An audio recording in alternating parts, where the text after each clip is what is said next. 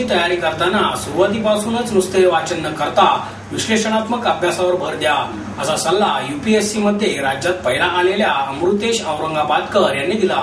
UPSC परीक्षेत देशात 10वा आणि राज्यात पहिल्या आलेल्या अमृतेशच्या सत्कार समारंभात युनिक अकॅडमीच्या कार्यक्रमात उपस्थित प्रत्येकाने त्याच्या यशाचे रहस्य जाणून घेण्याचा प्रयत्न केला। टाळ्यांच्या गजरातच त्याच्या प्रत्येक बाबीचे कौतुक केले आणि स्टँडिंग ओवेशन देत स्वतःही त्याच्यासारखाच होण्याचा मनोमन निश्चयही केला। कोणत्याही स्टारपेक्षा ध्येयवादी युवा पिढी समोर मोठा आयकॉन ठरत अमृतेश औरंगाबादकर कार्यक्रमाचा हिरो ठरला। अकॅडमीचे संचालक तुकाराम जाधव, महेश शिरापूरकर, पुणे महापालिकेचे माजी उपायुक्त ज्ञानदेव ठुबे आणि अमृतेशचे आई वडील यावेळी व्यासपीठावर उपस्थित होते। सत्काराला उत्तर देताना अमृतेशने उपस्थितांना यूपीएससीच्या तयारीसाठीच्या आपल्या टिप्स दिल्या। तो म्हणाला, परीक्षेची तयारी करताना सुरुवातीपासूनच नुसते वाचन न करता विश्लेषणात्मक अभ्यासावर भर द्या। मुलाखतीमध्ये आपले ज्ञान आणि दृष्टिकोनही महत्वाचा असतो।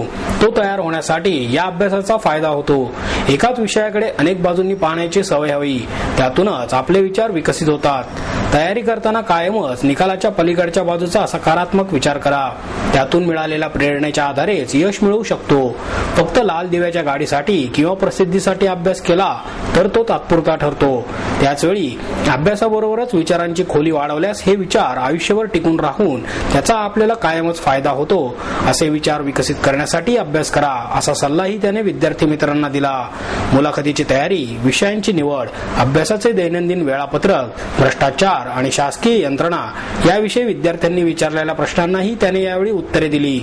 टेन्शन आलं होतं त्यावेळेस, तशाच स्वरूपाचं प्लॅनिंग आणि तसंच टेन्शन आहे मी म्हणेल आपल्याला या परीक्षेच्या प्लॅनिंग मध्ये यायला पाहिजे, तेव्हाच नक्की यश येईल।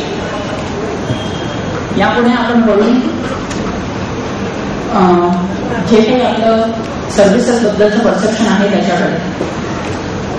आधी आपण त्याच्या असं बघतो की आता आपण मीन्स बद्दल बोललेलो आहोत सफिशियंट, तर आता आपण थोडंसं आपलं जे व्यक्तिमत्व असते ते इंटरव्ह्युअर्स काहीही करून जाणूनच देतात की आपण नक्की काय आहोत आणि कसे आहोत। पण नक्कीच आपल्याला काही गोष्टी अशा असतात की ज्या तेवढ्या कालावधी म्हणजे मेन्स संपल्यानंतर डिसेंबर पासून मार्च पर्यंत बदलता येऊ शकतात। ते म्हणजे आपला नॉलेज बेस। यासाठी मी लोकसभा टेलिव्हिजन, राज्यसभा टेलिव्हिजन या चॅनल्सवरती जे काही टॉक शोज होत असतात ते बघितले होते आणि त्यांचं आकलन केलं होतं की त्यांची विचारदृष्टी कशी आहे। नक्की आपल्याला इथे नुसतं कंटेंटशी मतलब नाहीये, ते बोलतात कसे, त्यांचा विचारदृष्टी काय आहे आणि एकंदरीत त्यांचं भारताचे जे काही दृष्टिकोन आहे भारताकडे बघण्याचा तो इथे महत्वाचा ठरतो। कारण की तिथे जे काही आपण वाचू बघू किंवा आधी वाचलेलं असेल ते त्यांना विचारलं जाईल असं होत नाही, कधी ते नवीन काहीतरीच विचार